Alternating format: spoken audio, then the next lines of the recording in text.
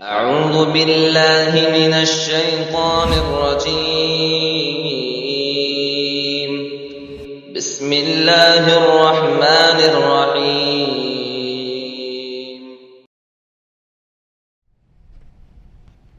نبی اکرم صلی اللہ علیہ وسلم کے شب و روز کے عنوان کے تحت سلسلہ دروس کی دوسری کڑی آج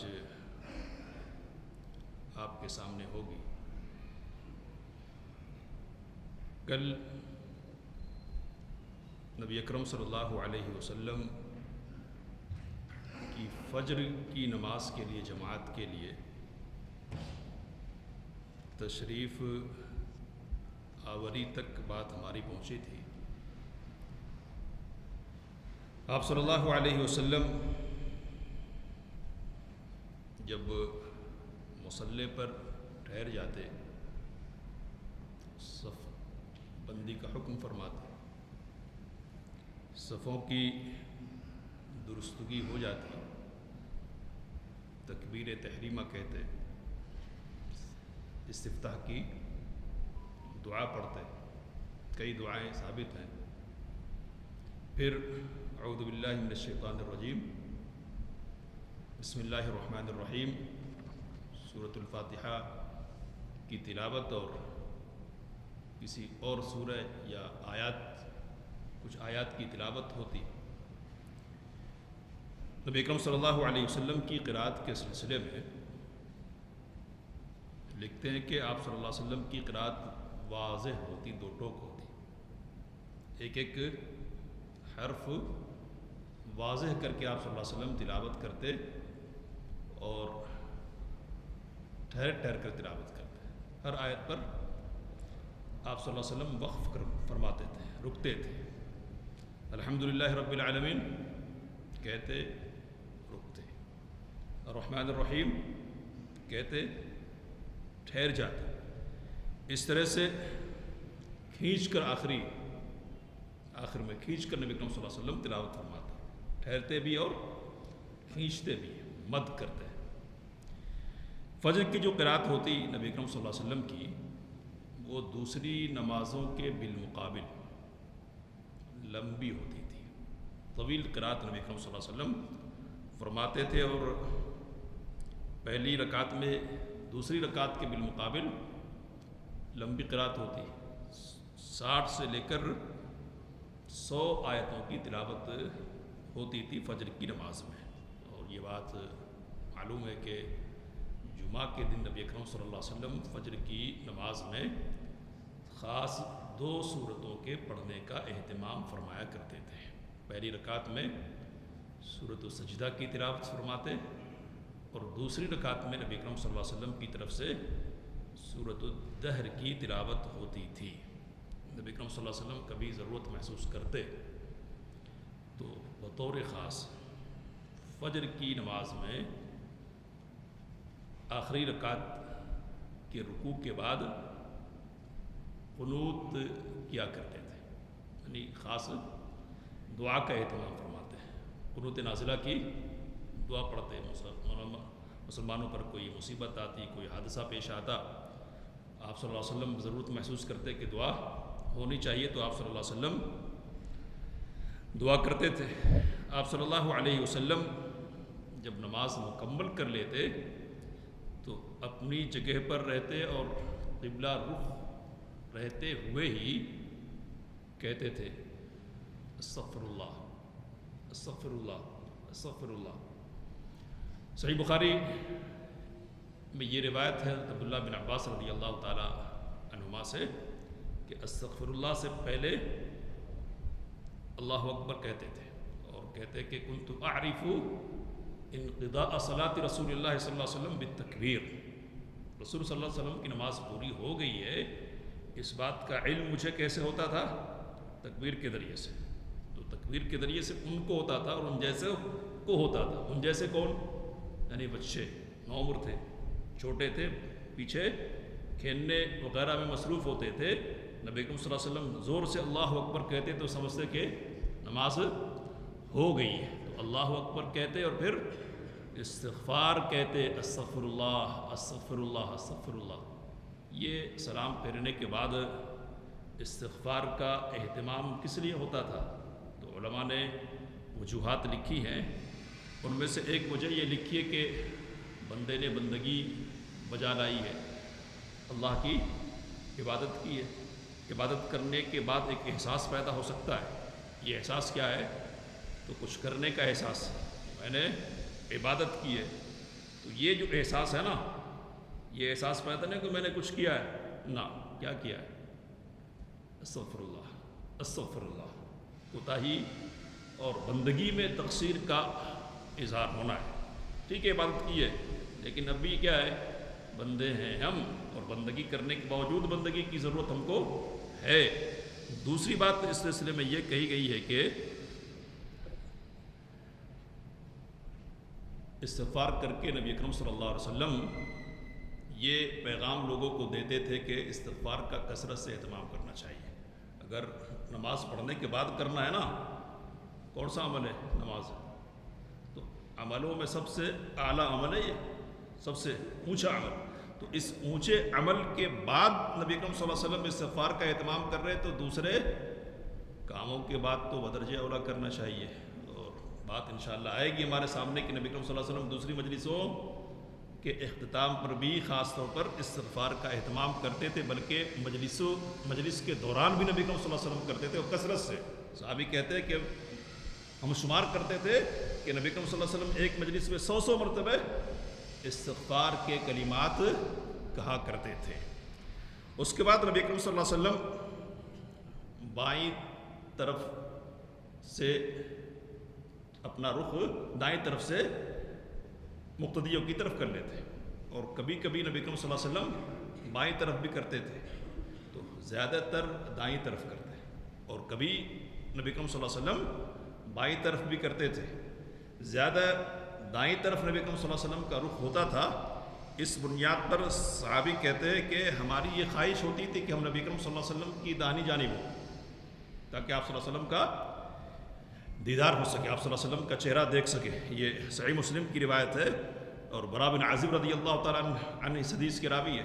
تو ادھر بھی مڑتے تھے، ادھر بھی مڑتے تھے، اور بعض روایتوں میں کہ نبی صلی اللہ علیہ وسلم اپنا چہرہ پورا ہماری طرف کر لیتے تھے۔ حافظ ابن حجر رحمۃ اللہ علیہ کہتے ہیں کہ آپ صلی اللہ علیہ وسلم ادھر کرتے تھے زیادہ تر دائیں طرف، اور کبھی بائیں طرف بھی کرتے تھے۔ اور ایک بات یہاں اضافے کے طور پر کہنے کی یہ ہے کہ حضرت عبداللہ بن مسعود رضی اللہ تعالیٰ عنہ فرماتے ہیں کہ دیکھو، دین میں نئی چیز نہیں پیدا کرنا، اس طرح کہ تم میں سے کوئی یہ سمجھے کہ مسلسل دائیں طرف ہی پھرنا ہے۔ میں نے رسول اللہ صلی اللہ علیہ وسلم کو بہت سارے موقعوں پر بائیں طرف بھی پھرتے ہوئے دیکھا ہے، تو جس کو نبی صلی اللہ علیہ وسلم نے مختص نہیں کر دیا ہے، متعین نہیں کر دیا ہے، اس کو متعین کر کے دین میں نئی بات پیدا نہیں کرنا۔ تو یہ تو بات ہو گئی۔ حافظ ابن حجر رحمۃ اللہ علیہ فرماتے ہیں کہ نبی صلی اللہ علیہ وسلم دائیں طرف ہوتے تھے یا بائیں طرف پھرتے تھے، لیکن آپ صلی اللہ علیہ وسلم کو جب خطاب کرنا ہوتا تھا، کوئی بات کہنی ہوتی تھی نا، تو اس وقت پورا کا پورا رخ نبی اکرم صلی اللہ علیہ وسلم لوگوں کی طرف کر لیتے تھے، پھر دائیں طرف یا بائیں طرف کا معاملہ نہیں ہوتا تھا۔ اس کے بعد یہ ایک سوال ہے کہ سلام پھیرنے کے بعد نبی اکرم صلی اللہ علیہ وسلم ادھر کیوں پھرتے تھے، یعنی مقتدیوں کی طرف اپنا چہرہ کیوں کر لیتے تھے؟ تو ایک بات اس سلسلے میں یہ کہی گئی ہے کہ لوگوں کو بتلانے کے لیے کہ نماز ہو گئی ہے، لوگوں کو پتہ چلے کہ نماز ہو گئی ہے، اور قبلہ کی طرف رخ کر کے بیٹھے ہوئے ہیں، تو پشت کدھر ہوگی؟ نہیں، قبلہ رخ کر کے بیٹھے تو پشت کدھر ہوگی، پیٹھ کدھر ہوگی؟ لوگوں کی طرف ہوگی نا۔ تو لوگوں کی طرف پشت کرنے کی بنیاد پر ایک احساس پیدا ہو سکتا ہے ترفع کا، تکبر کا، تو اس احساس کو ختم کرنا بھی مقصود ہوتا تھا۔ یہ علماء کی توجیحات ہیں۔ بہرحال نبی اکرم صلی اللہ علیہ وسلم نماز کے اذکار سے فارغ ہوتے، اور پھر صبح کے بھی اذکار کا اہتمام نبی اکرم صلی اللہ علیہ وسلم کی طرف سے ہوتا تھا۔ بہت ساری دعائیں ہیں، آپ کو وہ دعائیں پڑھ کر سنانے کا موقع نہیں ہے۔ حصن المسلم کو اللہ تعالیٰ نے بڑے مقبولیت دی ہے، تو یہ کتاب دیکھ سکتے ہیں، اور ان میں صبح شام کے اذکار نقل کیے گئے۔ آپ سے بس یہ کہنی ہے کہ نبی اکرم صلی اللہ علیہ وسلم صبح و شام کے اذکار کا اہتمام کرتے تھے، تو کیوں کرتے تھے؟ ایک بات یہ یاد رکھیے کہ یہ دنیا جو ہے نا شرور اور فتن کی جگہ ہے، شرور اور فتن کی جگہ ہے۔ انسان کا کے دشمن انسانوں میں سے بھی ہوتے ہیں، اور سب سے بڑا جو دشمن ہے نا وہ بھی ہے یہاں۔ تو انسانوں کی طرف سے بھی تکلیف پہنچانے کے معاملات پیش آتے ہیں، اور شیطان تو مسلسل اس سلسلے میں کوشاں رہتا ہی ہے۔ تو شرور اور فتن سے بچنے کے لیے انسان اپنے آپ کو اللہ کی پناہ میں کر لے۔ اذکار کے اہتمام کا مقصد یہ ہے۔ اذکار کا اہتمام رزق کا باعث ہے، سکون کا ذریعہ ہے۔ اذکار سے شیطان دور ہوتا ہے اور انسان اپنے رب سے قریب ہو جاتا ہے۔ اور اذکار کرنے کا کم از کم فائدہ یہ ہے، کم از کم، حالانکہ بہت سارے فائدے ہیں، کم از کم فائدہ یہ ہے کہ انسان کی زبان غلط باتوں کے لیے استعمال نہیں ہوتی ہے۔ ویسے بیٹھیں گے تو کیا کریں گے؟ ہم کیا کرتے ہیں؟ ہماری صورتحال تو یہی ہے کہ کچھ نہ کچھ چلتا ہے، کسی نہ کسی کا ذکر ہوتا ہے، اور اچھا ذکر کون کرتا ہے؟ کون کرتا ہے؟ تو ذکر میں مصروف رہیں گے، زبان کا صحیح استعمال ہوگا۔ نبی اکرم صلی اللہ علیہ وسلم اس کا اہتمام کرتے تھے۔ پھر کیا ہے؟ تو نبی صلی اللہ علیہ وسلم ابھی اپنی جگہ پر ہی بیٹھے ہوتے تھے، سلام پھیرنے کے بعد جہاں بیٹھے نا وہیں ہوتے تھے۔ مدینے کے لوگوں کے خدام، ان کے غلام نبی اکرم صلی اللہ علیہ وسلم کی خدمت میں حاضر ہوتے، اور ان کے ساتھ پیالے ہوتے، پیالے، اور پیالوں میں کیا ہوتا؟ پانی ہوتا۔ یہ پیالہ اور یہ پانی کس لیے ہے؟ تو اس لیے آتے کہ نبی اکرم صلی اللہ علیہ وسلم پانی میں ہاتھ ڈال دیں گے اور یہ پانی بابرکت ہو جائے گا۔ تو نبی اکرم صلی اللہ علیہ وسلم سے برکت حاصل کرنے کی غرض سے پانی لے کر لوگ حاضر ہوتے تھے، اور نبی اکرم صلی اللہ علیہ وسلم ہاتھ رکھ دیتے تھے اس میں۔ کہتے کہ ہاتھ رکھتے تھے نبی اکرم صلی اللہ علیہ وسلم، اور اس سلسلے میں کسی تکلف کا اہتمام نبی اکرم صلی اللہ علیہ وسلم کی طرف سے نہیں ہوتا تھا، اور گریز بھی نبی اکرم صلی اللہ علیہ وسلم کی طرف سے نہیں ہوتا تھا۔ حالانکہ کیا ہے؟ تو کہتے کہ حالانکہ بہت سارے دن وہ بھی گزرتے تھے کہ جب سخت سردی کا زمانہ ہوتا تھا، تو پانی چھونا کیا ہے؟ تکلیف کا باعث ہے، لیکن اس کے باوجود نبی اکرم صلی اللہ علیہ وسلم لوگوں کا خیال کرتے تھے، اور لوگوں کی خواہش کا لحاظ کرتے ہوئے، اپنی تکلیف کو پیچھے کرتے ہوئے آپ صلی اللہ علیہ وسلم اپنا ہاتھ پانی میں رکھ دیتے تھے۔ ہم یہاں ٹھہر کر ایک بات کہیں گے اور بات ختم کریں گے کہ یہ جو ہاتھ رکھنے کی بات ہے نا، یہ نبی اکرم صلی اللہ علیہ وسلم کے ساتھ خاص ہے یا دوسرے لوگ بھی کر سکتے ہیں؟ یہ سوال ہے۔ تو یہ بات تو پکی ہے کہ نبی اکرم صلی اللہ علیہ وسلم کی ذات شریف متبرک ہے، بابرکت ہے، مبارک اللہ تعالیٰ نے اسے بنایا ہے، اور آپ صلی اللہ علیہ وسلم کی ذات سے برکت حاصل کی جا سکتی ہے۔